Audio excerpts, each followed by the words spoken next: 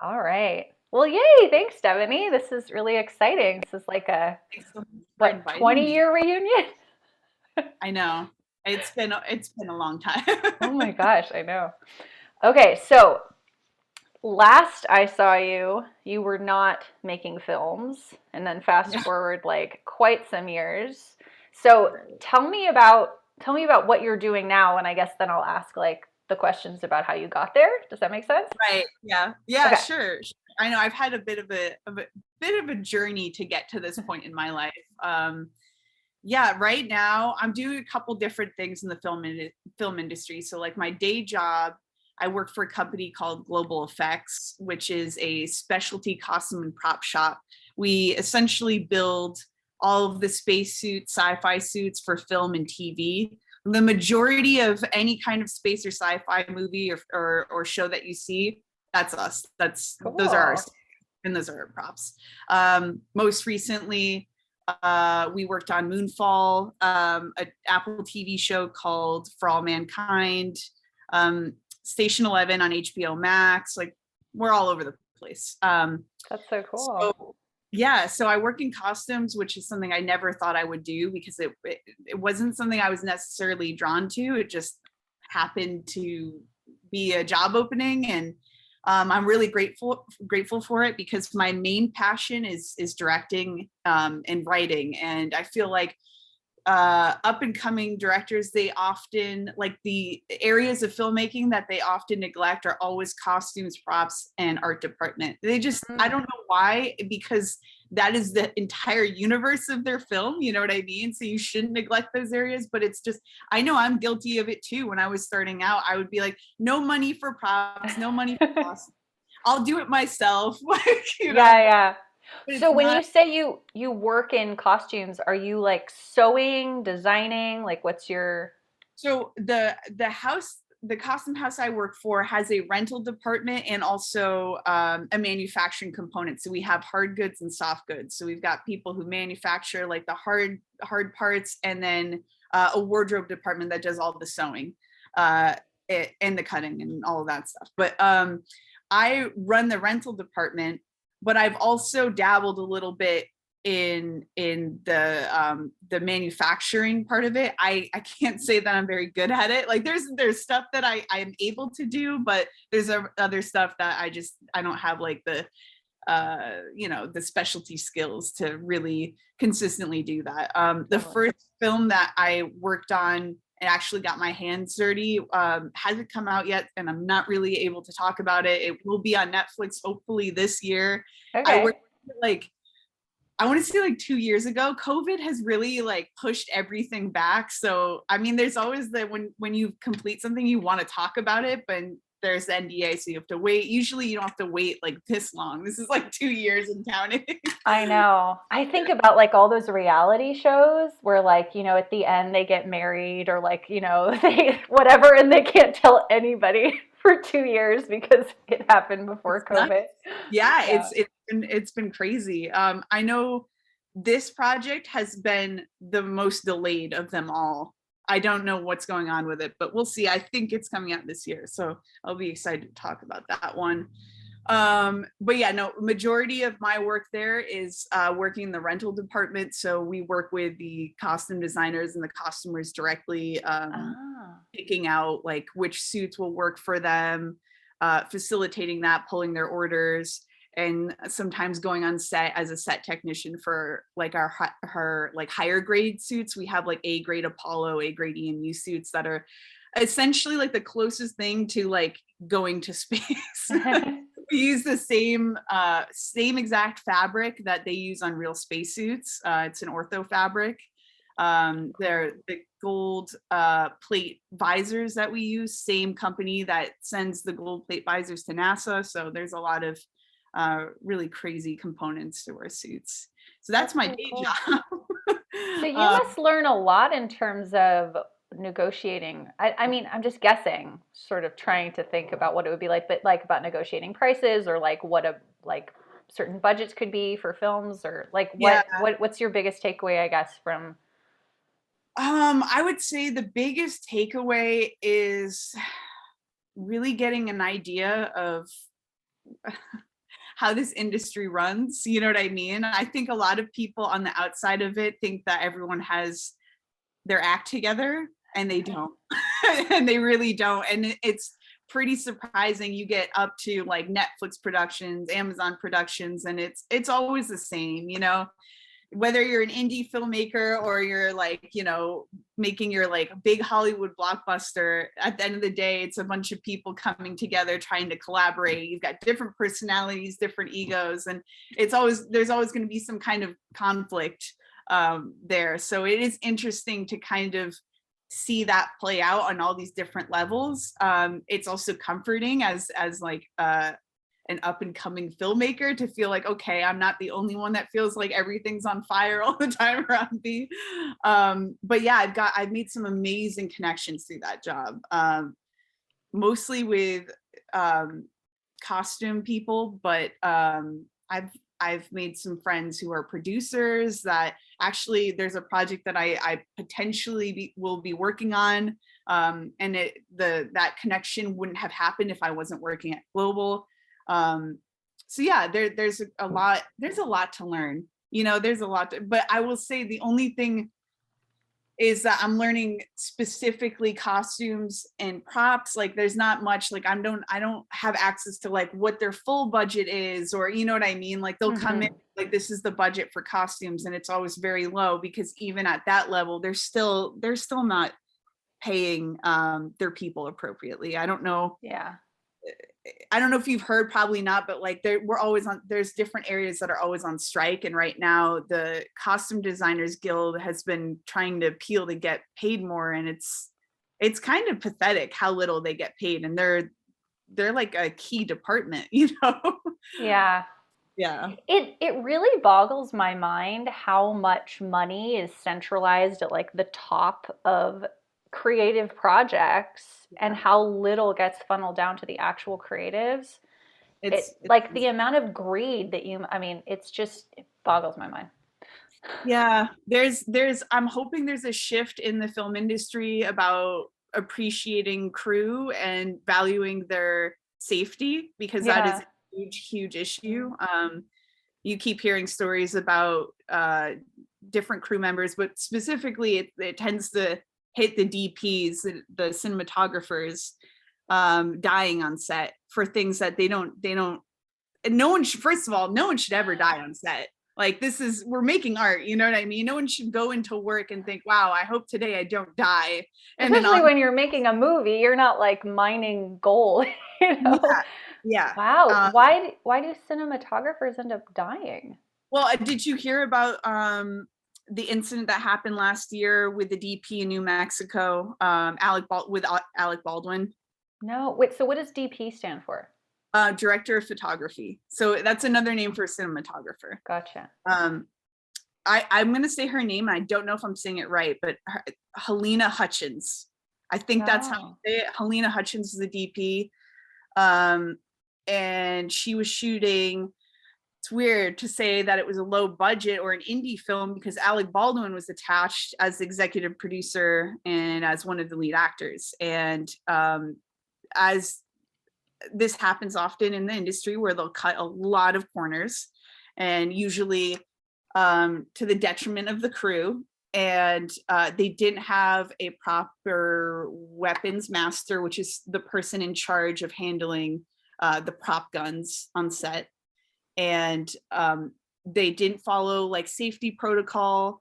They ended up handing Alec Baldwin a gun that had a live round in it. He shot her? Don't tell me he shot her. He shot her and killed her. And the bullet actually went through her and hit the director. Yeah. Yeah, it was a huge controversy. I don't remember if this happened in like October. I know it happened towards the end of last year. Yeah, it's if you want to do some more research about it, it's pretty nuts. And they ended up, I mean, it's all a pointing fingers game, right? Like they're like, oh, it's the AD's fault, it's a weapons master fault, it's Alec Baldwin's fault. And Alec Baldwin's like pointing like a million fingers away from himself. He's like, no. typically speaking, the actor should take some kind of accountability, and there's a protocol there that when a gun is handed to you, a prop gun is handed to you, usually if they don't do this, the actor should demand that they show the rounds to make sure that they're all blanks, so that he knows when he takes that gun that there's no chance of potentially shooting out a live round. I mean, there shouldn't be a live round in the first place. Yeah. What Well, ended up, why would it have, sorry, but I'm just confused. Like, why would it have shot at the cinematographer? Was it like shooting towards the camera? yeah, they were doing a rehearsal. They weren't even shooting like an actual Uh, scene. She was framing it, and she said like, okay, Alec, do whatever, like whatever action he had to do. I think he had to like pull out his gun and then I shoot it, and then he actually shot her. And from what I understand, how that happened was that when they weren't shooting, they were taking the prop guns out and putting live bullets and just messing around and shooting them, which oh, is also wow. like, I can't even tell you how many layers of messed up and inappropriate and just, yeah, it's a nightmare. And that's not the first time that's happened. There's a lot of stories about that. And unfortunately, the day before this happened, her entire camera team walked off because they didn't feel safe, and she stayed Mm, because she was committed to it. Because she, from what I don't know her personally, but she was friends with a lot of my friends, and she was the kind of cinematographer who would do anything. She's very passionate, hmm. very committed to the scene and to the story and to the film. And so yeah, she stayed because she's like, I'm going to see this through, and that's how she's been, how she's always been. And fortunately, that ended up being, the end for her. Whoa. Yeah. Wow. No, I did not know about that. And she was young. I don't know how old she was, but she just had a baby. Like, it's devastating. And like, these are the things, every time it happens, our whole industry just gets outraged because we're like, it's the producer's fault. Let me be very clear about this. This is the producer's fault. They Hmm. cut corners. They don't want to spend extra money to ensure that everyone is safe on set, and it shouldn't be like that. So yeah, Yeah. I'm a very strong advocate for safety on set. There's a lot of things that are continuously neglected. And I'm only a small person. I can't do much. I don't have a lot of power, but if I can make sure that my sets are run a certain way and that I prioritize safety and that I prioritize comfort, then I'm going to do that. Because if we all do that on our small scale, then we do set an example, and hopefully that will become the norm, Yeah. Yeah. Wow. That's Yeah, crazy. that That's is. really crazy. I was actually listening to a Rebel Wilson interview recently, where she was talking about all of the like sort of insidious kind of sexual abuse that she had Mm, received as an actress in Hollywood, and how like she's directing now, I guess, and so she's making sure that that doesn't happen on her sets. And so yeah, similarly to what you're saying about safety, I'm like, I think it, you yeah, know, it's yeah. in your hands. No, it is. We Yeah. have to do better for sure. Yeah. Wow. That's So yeah, crazy. but on that same note, like I started my own production company. I think it was in 2021. Yeah, it was in 2021. uh Congratulations. Thank you. Yeah, it's just, we wanted to have a production company to run our own films through, more for just like insurance. It's not like, I don't foresee this becoming a business where we actually profit off of it, because it's very hard to just start a production company and just immediately start profiting off of it. Uh-huh. There's not much money to be made with short films, and acquiring funds to make a feature is very difficult. So, but we are doing the best we can. Right now, we've got a film, a proof of concept that's shooting in September for a film called Into the Thicket, which is a film I wrote, and that I'll be directing. And I also wrote a feature film. So that's what do you know what a proof of concept is? Maybe I should like, No, I don't. okay. And actually, could we wind back, because I don't even really know what a production company does. Okay. So Um, let's go with that. okay. I mean, it's hard for me to define a production company in terms of what I do, because like this is like tiny little indie like production company. This is just myself and my wife attaching ourselves to projects and just making them happen. Like I can't really compare myself to a real functioning production company, because they have employees, they, you know, they're able to have the funds and the means to really like operate on a professional level. Meanwhile, it's just kind of, it's like it's like a garage band, you know what I mean? We're just doing things the best way that we can. That's why I said like it's mostly for insurance, to have like an Yeah. LLC on insurance through. But yeah, like I But said, just hypothetically, people might present scripts to you and you would come up with a yeah. budget to create these films. Is that, do I have the right idea? Yeah, Or? it would be if we saw a script that we really liked and we wanted to produce, and we would take the script on as the producers, and we would hire crew. We would come up with the budget and then come up with the funds. We might have to find a way to come up with the funds to actually make the film happen. Gotcha. So yeah, it's a lot. It's basically the company makes the film happen, you know, one way Gotcha. or another.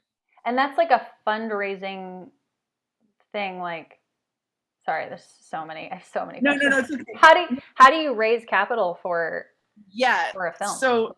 So for how we do it is a combination of self-funding, investors, and crowdfunding campaigns. Oh, okay. Yeah, it's kind of like a Cool. hybrid.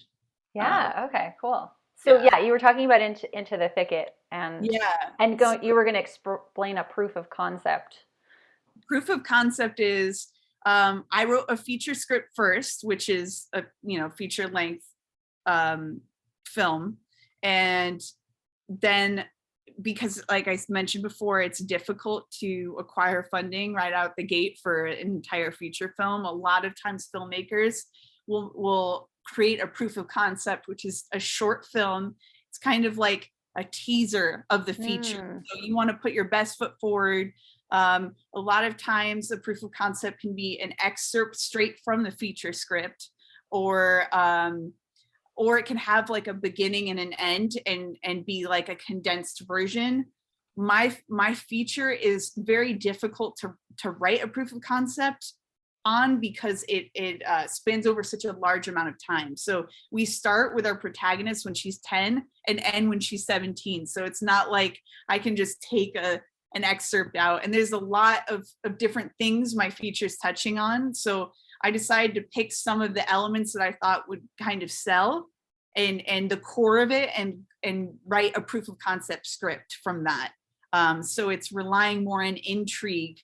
Hopefully it makes people wonder, like, who are these people? And I want to know more. And then that will allow us to like garner more investors and then greenlight get the feature greenlit. Gotcha. Yeah. So with proof of concepts, does the public often see these, or is this mostly like something you would show a potential investor? It's a bit of both, depending on what you want. I once the film is wrapped and we get it edited and we have the final product, I will be submitting it through like a festival circuit. And when it's in a festival circuit, the public cannot see it. It's kind of like when you submit like a poem or something to a lit mag, you have to kind of wait to hear back from them. Oh, gotcha. Yeah, they're very, I mean, every festival has different requirements. So there are some festivals that are a little bit more lenient, but the bigger ones, which tend to be the more important ones, they do have some strict requirements for where you can show the film or when you can show the film. So once the festival circuit's done, obviously the film gets uploaded online so that the general public can have access to it. But yeah, it's the two purposes for me to make this is to do the festival circuit and hopefully get some attention. Maybe, you know, it gets into a festival and I get to go there in person and meet people, and maybe one of them is interested in making it into a feature. You know, a lot of a lot of stories of features being developed kind of start there, where you're at Sundance and you meet someone and you guys click, and then all of a sudden, next thing you know, you're making Whiplash. I don't know. That's awesome. Yeah, Yeah. totally. And then the other reason is to have like a tangible example of the film to bring to investors, and to bring to production companies, and hopefully someone out there will believe in it enough. Cool. So when you present it to the festival, though, are you then calling it a short, and to you it is a proof of concept? There's no Yeah, category for proof of concept, right? there might be. I've never submitted a proof of concept to a festival, so I'm not. It is kind of interchangeable. You know what I mean? Proof of concept in short. So if there isn't a proof of concept category, then it will just be considered a short. Okay. This Yeah. is super interesting to me because when I've seen short films, it never occurred to me that this could be the beginning of a bigger film. I just thought like the intention of it was to make a short film Right. as a viewer. It's interesting how many features, I'm sure both me and you have seen, that started with a short that no one knows about. Yeah, that's why I was wondering about like, does the public see it? Do you have any examples of that? Yeah, Whiplash started as a short. Okay. A film called that got a lot of attention either last year or the year before, called Shiva Baby. I'm not sure if you heard of Right. it. I don't see that many adult film, not like porn, but like movies made for adults because Right, I also don't see a lot of that, but because I have children. right, right. So I Yeah, don't get Shiva to. Baby wouldn't be a good one, probably.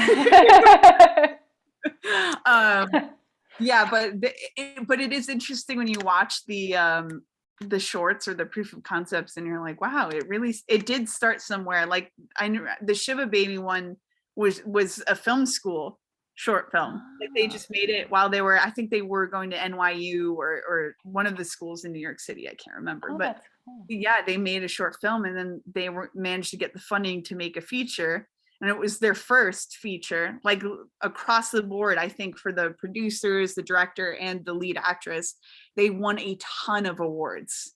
Wow. Yeah, it was Wow. very successful, and good for them because it was a good script. So they did a good job. Cool.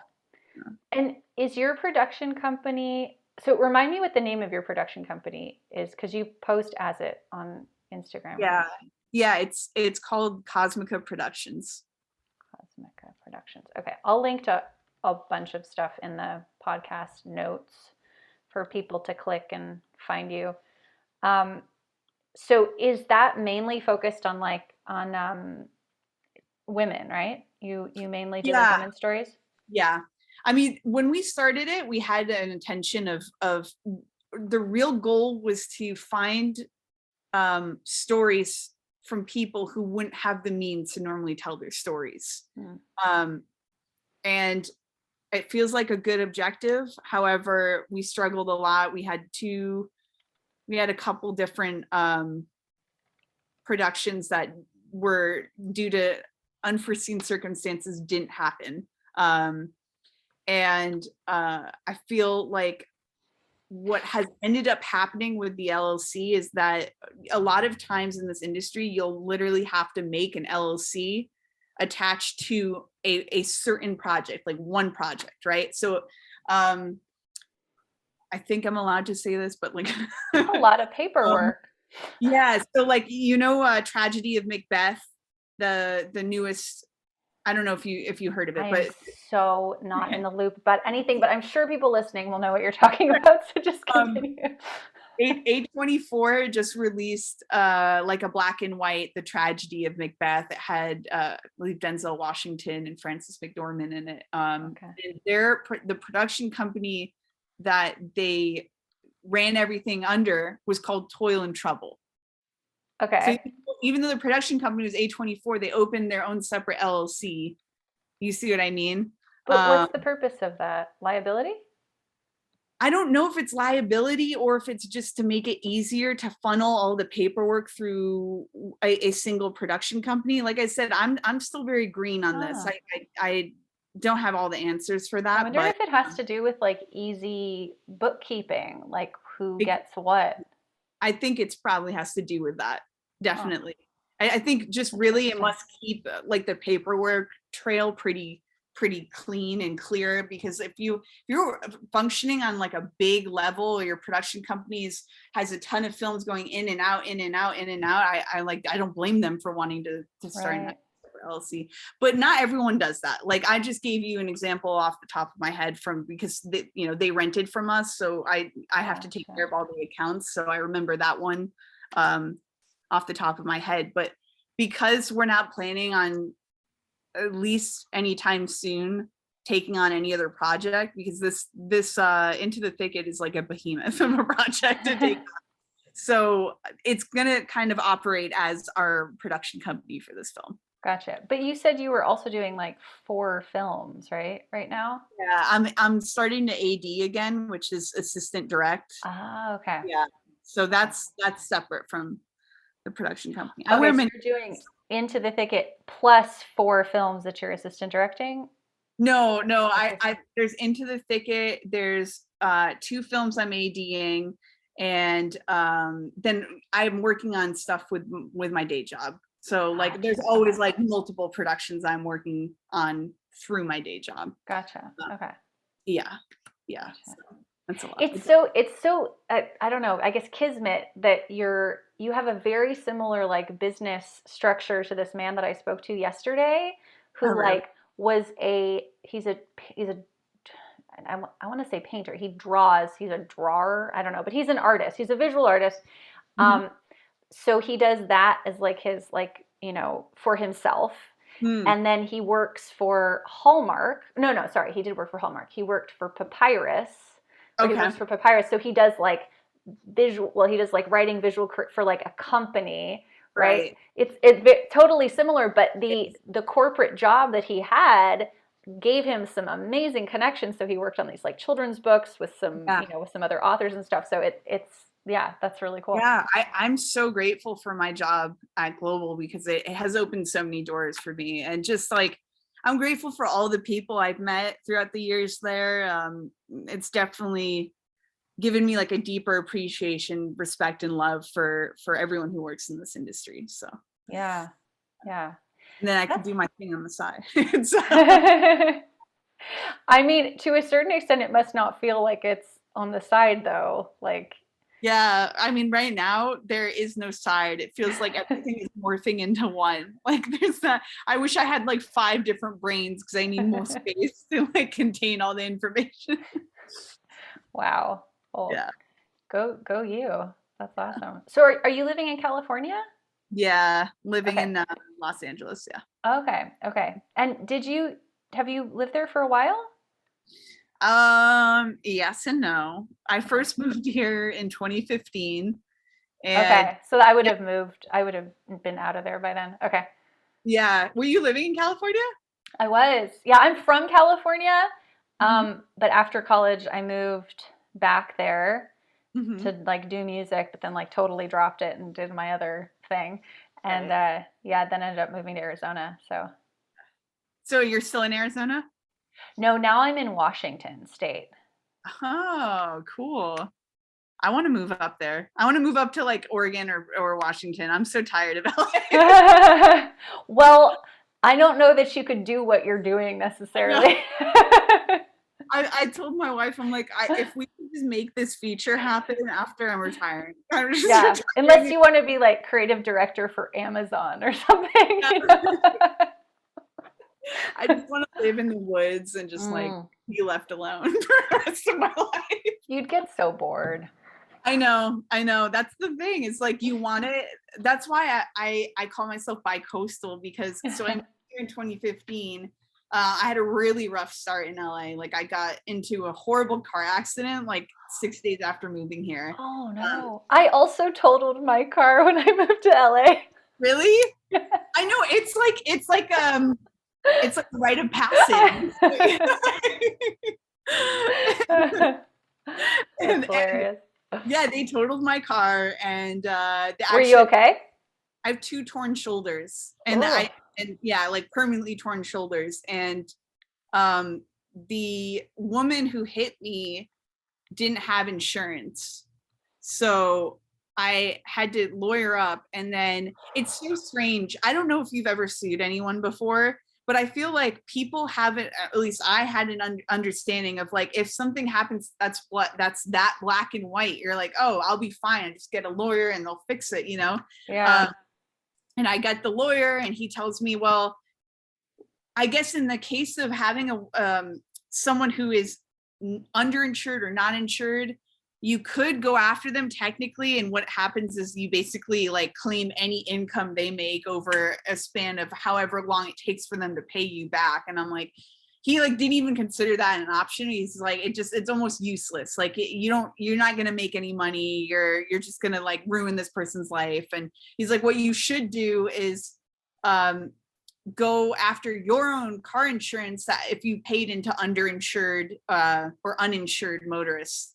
So I did, and it became this whole ordeal where, because you know, insurance companies don't want to pay anything, so they'll do everything under the sun to prove that you're lying. Like it got to the point where they would stalk my Instagram, and I posted a picture of a sunset, and they went back to my lawyer and said, she posted a picture of a sunset, that means she can't be in that much pain.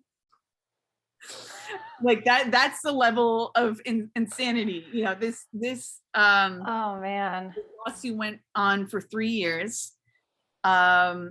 He wanted me to go to court. I ended up moving back to the East Coast because I was like, things were kind of snowballing, and I was like, oh, it's not good in LA. I need to move back. I need to move back home. I need to reevaluate.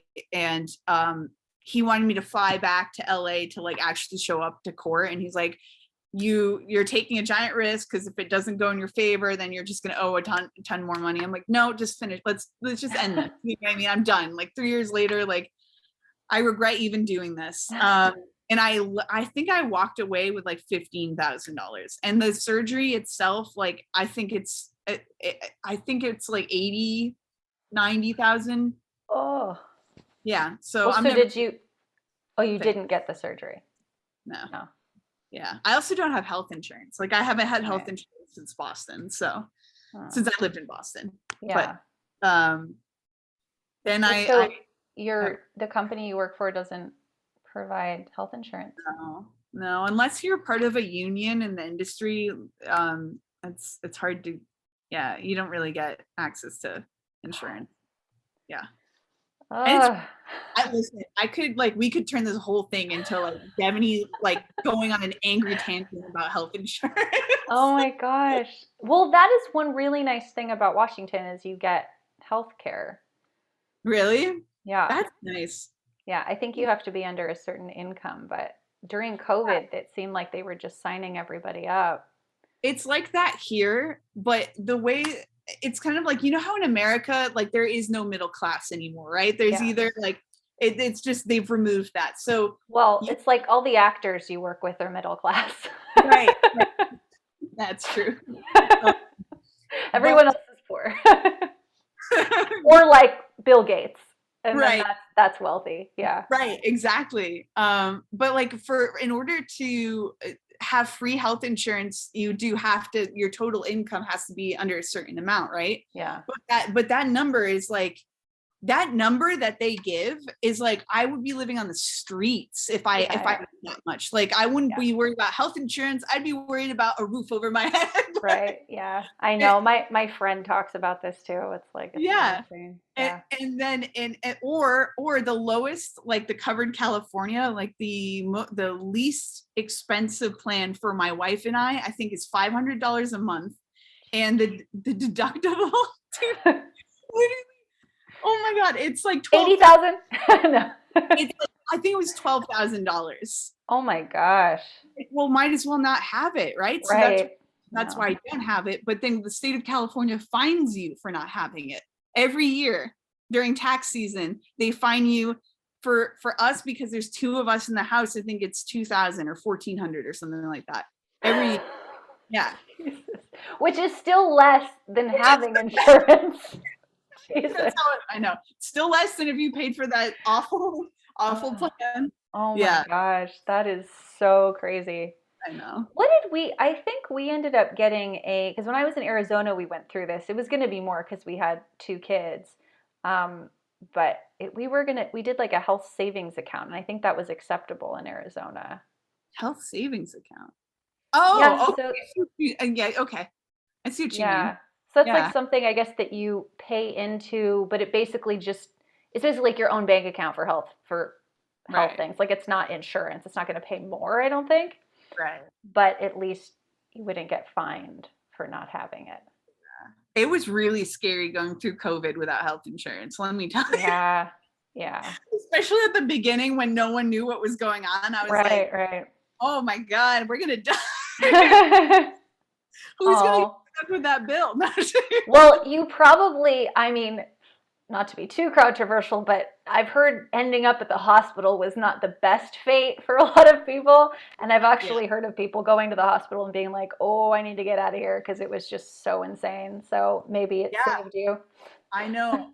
Yeah, it did. I went to the ER once during COVID for my back injury, and it was like something like post-apocalyptic. I remember it was freezing. It was so cold that night In, because it was, in LA. yeah, Wow. 'cause it was like LA winter, and it gets pretty cold at night. I mean, not cold like compared to like Connecticut, Yeah, yeah. but cold for me who has gotten used to LA. But Right. yeah, and I remember being in the waiting room for like the typical 7 hours, and they kept all the poor COVID patients outside to separate them from the inside waiting room. And Oh so my these God. people were out there, like they didn't offer them blankets or anything. They have COVID already, and you got to believe it's pretty bad for them to be at the hospital. You know what I mean? They're waiting outside freezing. And then finally it was like 2 a.m. and they brought them in because I think probably one of them complained, was like, I'm gonna freeze to death out here. Oh And so my gosh. one of the hospital workers comes in and goes, everyone clear to the other side of the room. Okay, this is how we're handling it. I see. Oh my gosh, that is insane. So like what is that experience for you like with the shoulders? Shoulders has gotten much better. I had 2 years where it was awful, like to the point where I could barely sleep at night.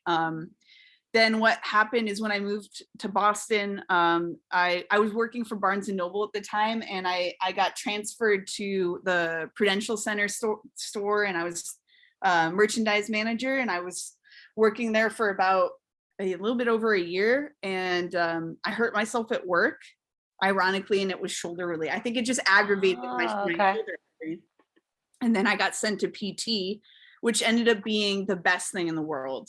I really was, I Oh. had just amazing things to say about it, and it built my strength up. And since that point, I really haven't had any shoulder flare ups. Like sometimes it'll happen, but it's like once in a blue moon.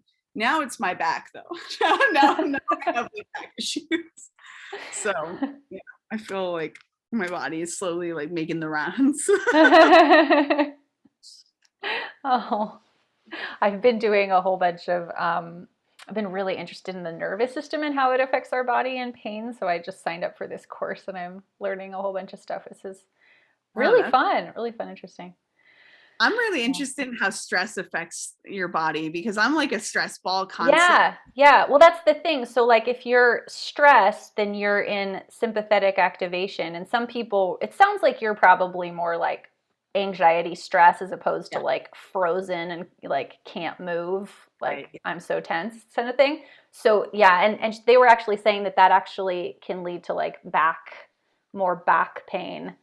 Oh, no, no, no, sorry. The sympathetic activation they were saying is more like neck, shoulders stuff. But yeah, but basically, like the tension in your body is definitely related to, Yeah. and the amount of pain that you feel from it. That's the thing that I found so interesting. Actually, has to do with the level of stress in your body. So something that wouldn't Makes sense. normally be. Yeah. Yeah, because I hurt myself in October of last year, and I had two herniated discs in my back and some herniated discs in my neck. And since then, I've been going to PT at this point it's like 4 months at least. And I ended up getting an epidural injection. I waited as long as I possibly could because I didn't want to default to that, but I Hmm. ended up getting it, and I'm glad I did. It helped a lot with the pain management and the inflammation. But Yeah. my physical therapist, he's still like, he'll work on my back and he'll be like, you are so, he's like, I've met like 90-year-olds that have less tension in their back. Yeah. Oh, Yeah, and it's not my yeah. injury, I can tell you that. No, no, it's like it's habitual. It's like a level that your body gets used to. So Right. yeah. Yeah. Yeah. Whew, but it sounds like you have a lot on your plate. It's not made up stress. Yeah. Yeah. It's a Yeah. good time. It's a good and Yeah. bad time. But I feel really grateful because I when I graduated high school, I wanted to do film and I didn't because my Oh, parents were really against it. So to be able to kind of veer off my path so drastically and then find my way back to like what I wanted to do and to make it happen, even if I don't end up making like big movies, that's not really the goal. It was to create the stories that I wanted to create in the way that I wanted to create, yeah. because I was, going to school for creative writing and I worked in publishing. And those were things that, poetry is still the closest thing to my heart, but I felt like it wasn't the vehicle to storytelling that I wanted. And I was more a visual person. So filmmaking was always what attracted me. Yeah. Well, actually, tell me about that because I said I would ask you about your journey towards Oh, filmmaking, and then I totally forgot. So thank you for yeah. coming full No, no, circle for me there. no, So creative writing was acceptable for your parents as a career, but not filmmaking. my mom, my mom's French, right? You I remember that? remember you talking about your mom. Yes, actually.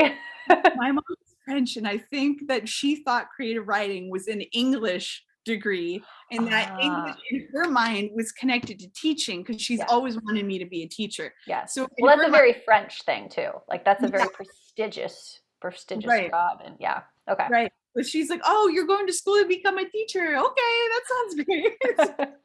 And meanwhile, I'm like going to school for like poetry and stuff.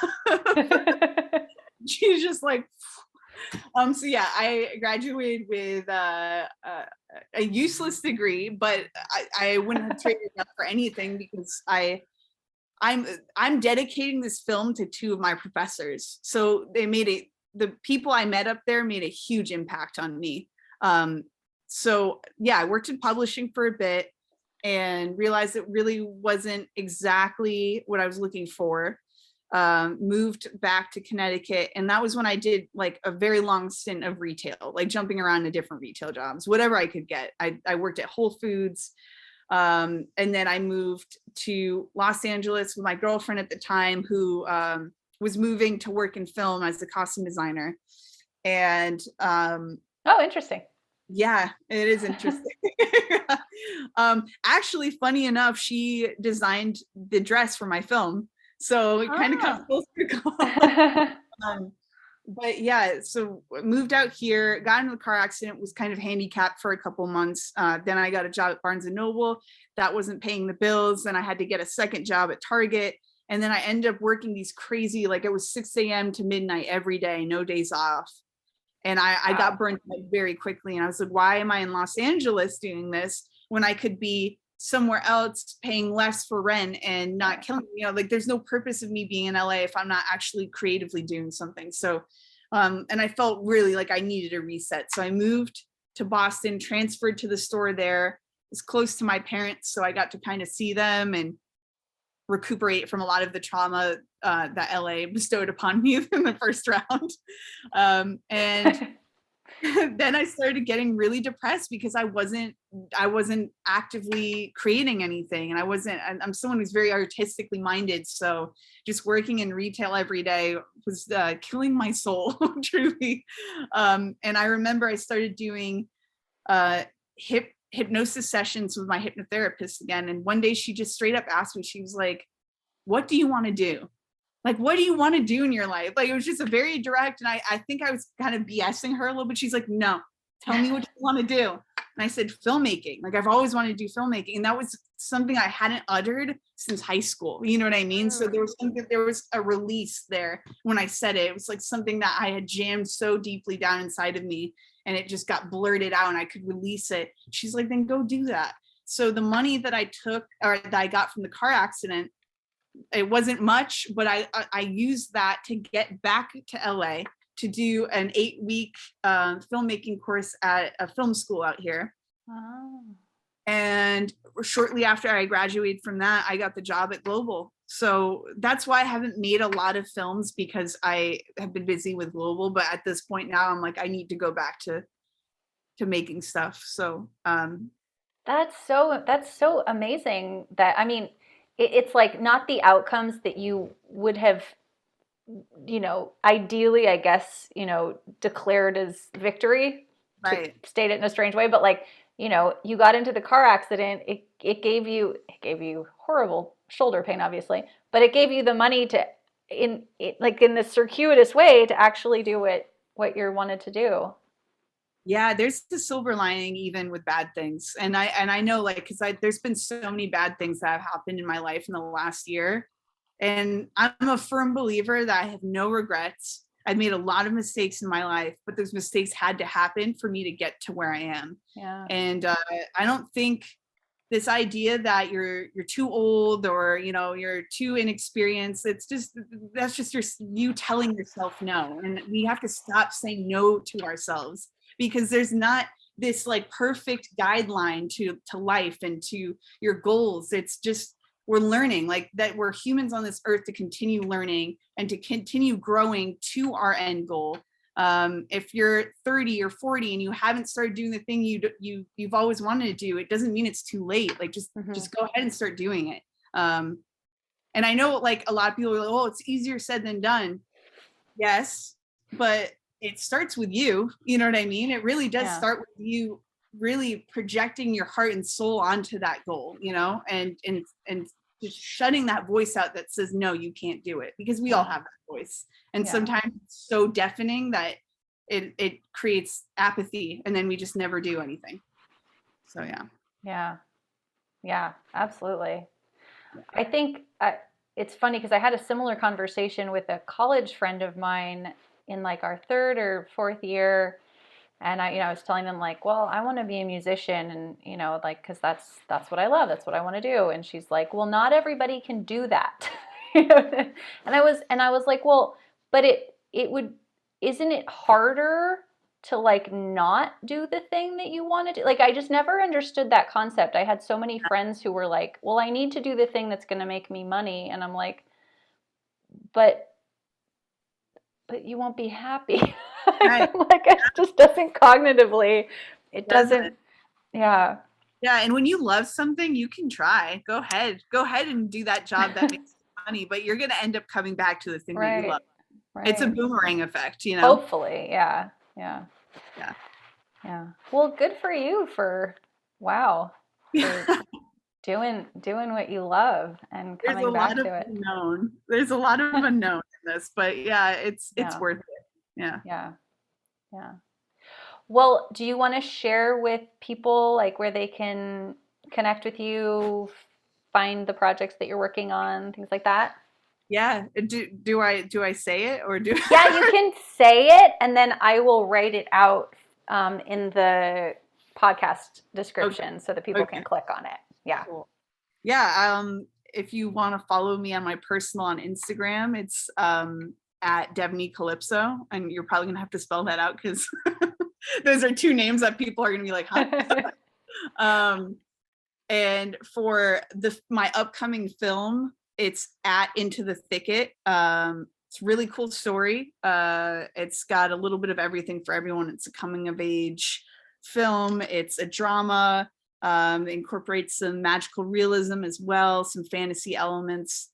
I've got a great crew of women behind it. Really, really powerful crew of women, and cast.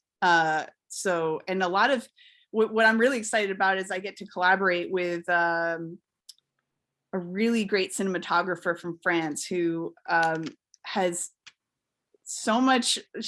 I don't even know, like, there are no words to express how grateful I am for the time that she's given me, because she's obviously doing this out of like the kindness of her heart, which just means that there's some passion behind the project. You know, there's a lot of people that have jumped on this project that are definitely not doing it for the money, you could say, because it's low budget. And the magic that comes out of people coming together that have like that unified vision and passion for something is indescribable. So I feel very grateful for that. And then the production company, if you want to follow that, the Instagram is at Cosmica Productions. Okay. I will share all of that. Cool. Yeah. Thank you so much for taking the time out of your busy schedule to do this. This is lovely. Thank you for having Yeah. me. It's so nice to reconnect with you too. I know. We need to stay in contact. Yes. Well, you have my number. All right. Well, thank you. And to you listening, thanks for joining us on this episode, and we'll see you in the next. All right. Bye.